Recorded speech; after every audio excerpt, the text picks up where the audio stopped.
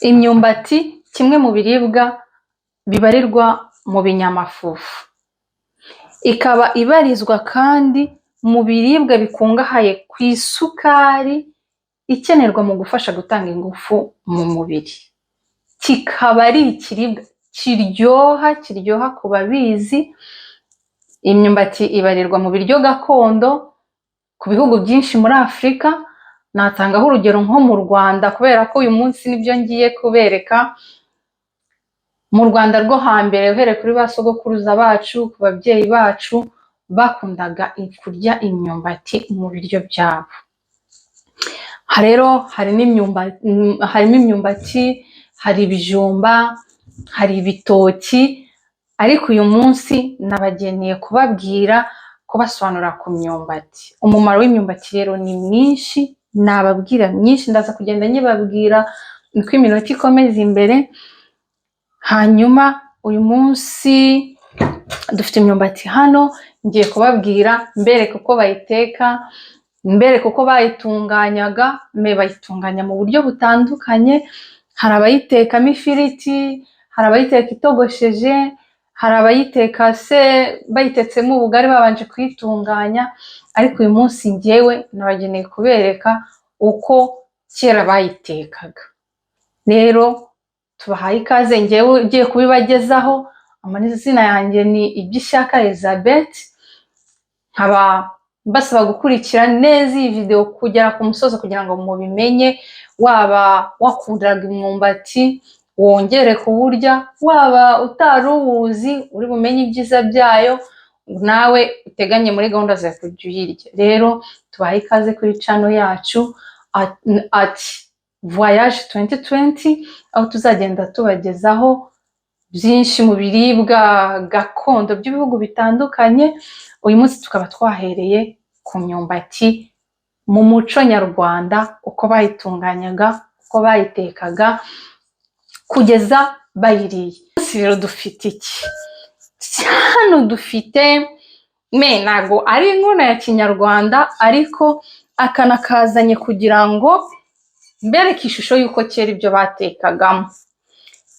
Rero bo kera batekaga gute? Rero twe hano dufite amashyiga, ariko bo batekaga ku nkwi. Igihe nikidukunda nabyo nzabibereka, mbere kuko bashyigikiraga inkono, ese batunganyaga amashyiga gute, inkwi bagateka. Twe rero uyu munsi turakoresha ishyiga kugira ngo mbereke inkono zo bakoreshaga zabaga ari nini, ariko twebwe uyu munsi turakoresha isafuriya. Iyi nayo ku bantu abamama,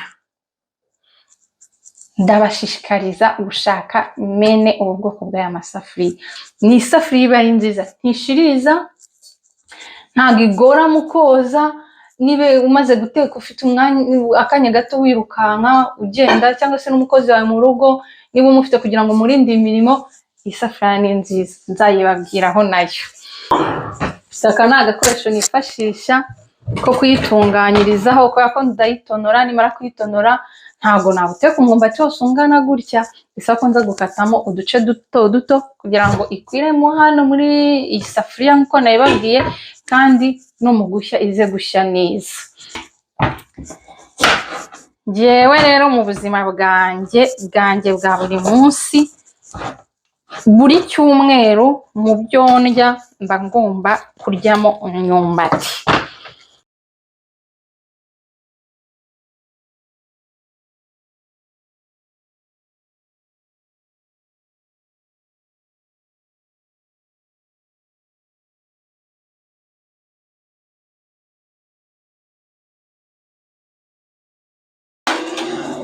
Twige kwirira gakondo, twirire ibiryo byose byiza bitetse neza.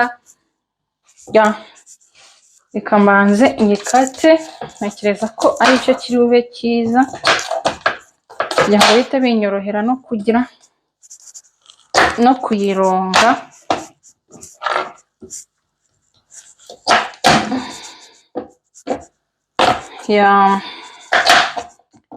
Ngewe ni uku nguku nyitunganya. ushobora gusanga hari n'undi ukata njyewe nakasemo uduce tungana gutya, ushobora gusanga hari n'undi uyiteka apasuye agakoramo ibice bibiri.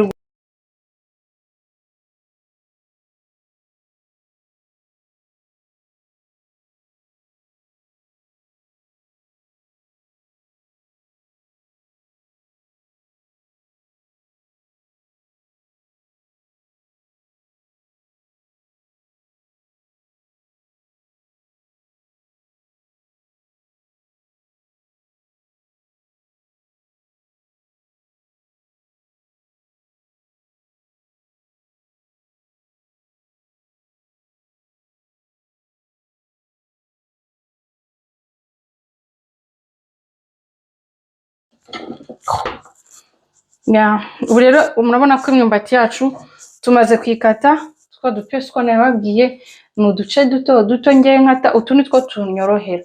Ibi kigiye gukurikiraho tugiye kuyironga. Hari ikindi kintu nari nibagiwe kubereka, akantu ko kurongeramo. None ukuntu kameze, n'akantu kabikika neza cyane ariko gakenerwa. Karambuye ni gutya kamera. Ubu ngewe niko nkoresha kuko niko kamfasha kuronga amazi, ubundi abaca munsi, hanyuma ibyo ndi koza byanjye bigaca neza, bikaba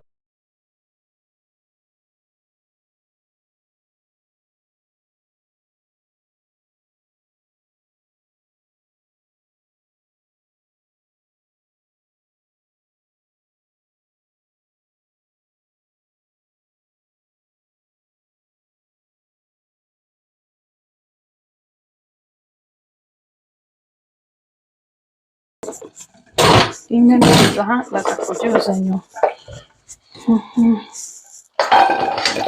Hanyuma imyumbati yanjye shyira mu isafuriya.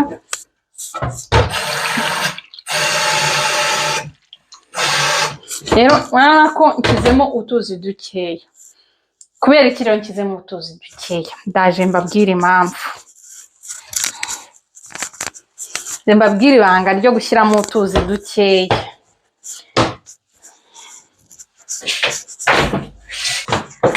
Nkuko nabibabwiye, nabwiye ko ngewe imyumbati ngiye kuyibereka uburyo kera bayitekaga.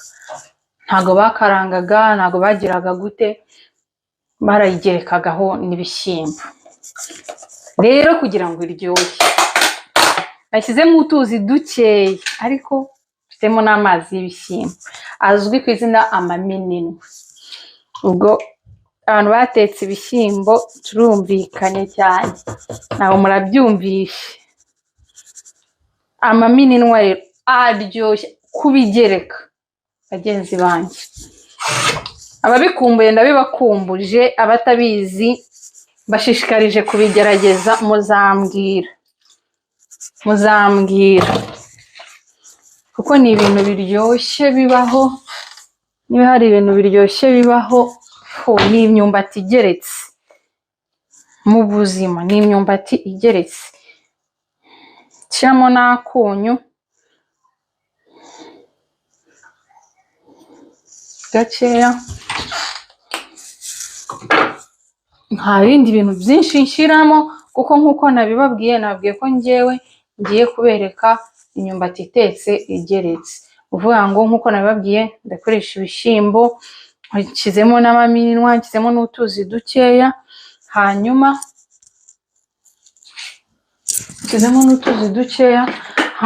ndayiteka.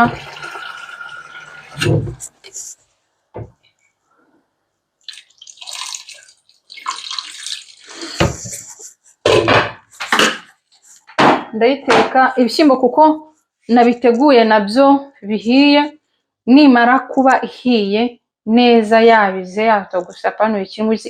Ariko hari n'ababiteka bari buyigereke, bakabigerekana byose, bakaba bayitunganyije gutya, hanyuma n'ibishyimbo bagahita bashyiranaho. Gusa njye siko mbiteka. Njye ndabanza nkayiteka igashya, yamara gushya nkabigerekaho ibishyimbo yahiye itarahwana neza. Nkashyiraho ibishyimbo noneho igahwana nabyo birimo, kugira nabyo bigira akanya ko gushyuha, kuko mba mbikuye muri firigo. Hanyuma nkayiteka igashya igeretse, nta mavuta, nta bindi birungo bindi birimo, nta rusenda naki. Ni iyi nshuro ngiye kubereka uko mu Rwanda rwo hambere mu myaka yashize, ku gihe cya ba sogokuruza bacu, ku gihe cya ba mama bacu, uko bayitunganyaga. Dukomeze tubane rero. Maze gushyiramo amazi, nshyizemo umunyu, igikurikiyeho ni ugucana. Hanyuma rero ubundi hari iminota bareberaho ukavuga ngo iminota 30, 20 iraba ihiye, ariko njye kuko ari ukubereka uko itekwa, ntabwo tuvuga ngo amasaha iki, kuko turi kumwe hano turabana muri bugende mu etape kuri etape. Dukomeze tubane rero. Ubu turacanye imyumbati yacu, naho mu kanya tuje kureba aho igeze, tugiye gushyiraho n'ibishyimbo. Amazi ntabwo byoroshye guteka ikintu ukunze.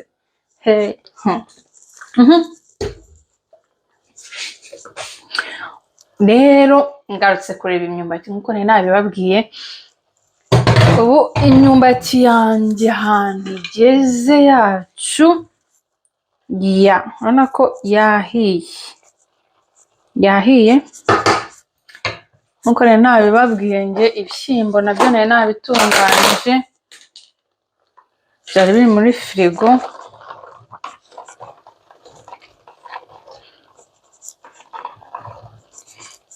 Gushyiramo, ubu maze kugerekaho ibishyimbo nk'uko nabibabwiye.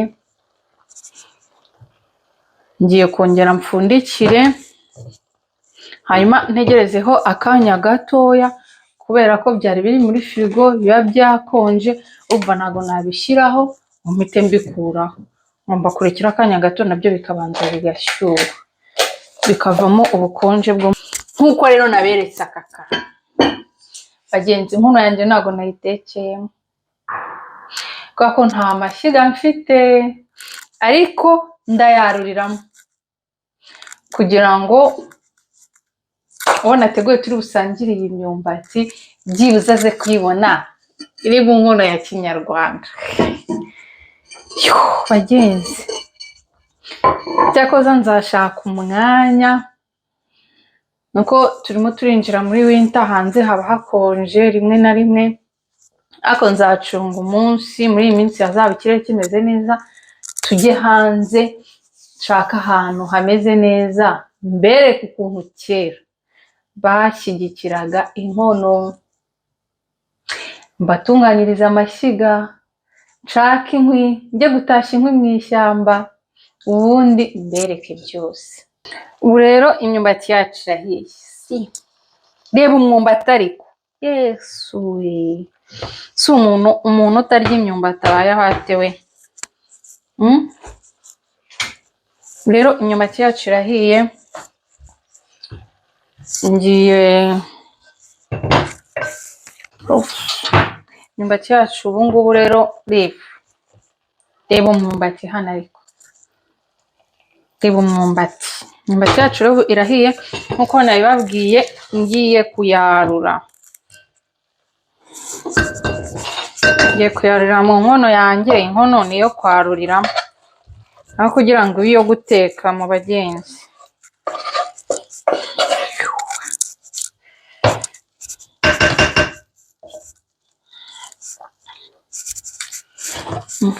Isafuriya yanjye reka nsige nyitumbitse.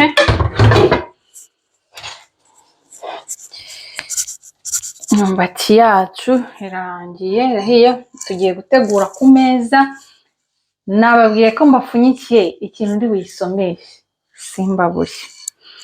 simbabure kuri iyi myumbati iryoshye gutya. Ikindi nibagiwe kubabwira, abantu mugira ikibazo mu igogorwa ry'ibiryo, mugira ikibazo gute? Hari imyumbati ko ari kimwe mu bifasha mu igogora. Imyumbati ko ari kimwe mu bifasha mu mikorere y'ubwonko. Si umubayeho abantu mugira ikibazo mu igogorwa ry'ibiryo, mugira ikibazo gute? Hari imyumbati ko ari kimwe mu bifasha mu igogora. Imyumbati ko ari kimwe mu bifasha mu mikorere y'ubwonko. Si umubayeho abantu mutarya imyumbati. Umva, ni karibu ku meza mu kanya. Nkuko nabibabwiye rero, imyumbati irahiye, turayaruriye. ikintu nababwiraga mutari muzi ni iki rero, reba agakombe hariya hirya karimo ikivuguto. Bagenzi, inshuti zanjye, ikivuguto, ninde muntu yaba yibuka kariya gakombe? Imyumbati, ikivuguto, turyoherwe twese nk'uko nabibabwiye. Rero mwakoze kubana natwe. Imyumbati imaze kuyarura, hari umuntu uri kuyirya. Ndashaka ese atubwira, duhe agakomenti k'ukuntu ayumva. Imyumbati urayumva gute? Imyumbati iraryoshye pe. Kameramani w'umunsi arayishimye. Imyumbati iraryoshye, iyi myumbati rwose abantu batarya imyumbati sinzi kabisa uko bimeze, kuko ibi ni ibiryo bikubamo bikakubaka, mbese bikagutera imbaraga zo gukorera ejo hazaza heza n'urugo no gushaka andi mafaranga. Umva ikivuguto, si abantu badaheruka ikivuguto mubayeho muti? Mukomeze mubane natwe rero, mwakoze, birahiye. Nk'uko nahoze mbibabwira, mukore share, mukore subscribe, mwibuka no gukanda ku kazogera kugira ngo ibyo nzajya mbashyiriraho mujye mubibona. Yewe ubutaha nzabereka nuko wakwitunganyiriza ikivuguto nyarwanda gute koko. Ubu hari abantu bicara bakavuga ngo nkumbuye ikivuguto nagikura he, ahantu mba iki, imyumbati. Umva, umuntu wariye umwumbati asomesha ikivuguto niwe ubizi neza. Inbox, comment zanyu, likes zanyu, like nyinshi, comment nyinshi, mukora share, mukora subscribe, mwibuka gukanda ku nzogera kugira ngo tubane umunsi ku munsi. Nzagenda mbereka ibintu byinshi byiza uko tuzakomeza kubana. Ndabashimiye, mwakoze. Ngaho muryoherwe, turyoherwane. Ubu ngiye kwifata neza.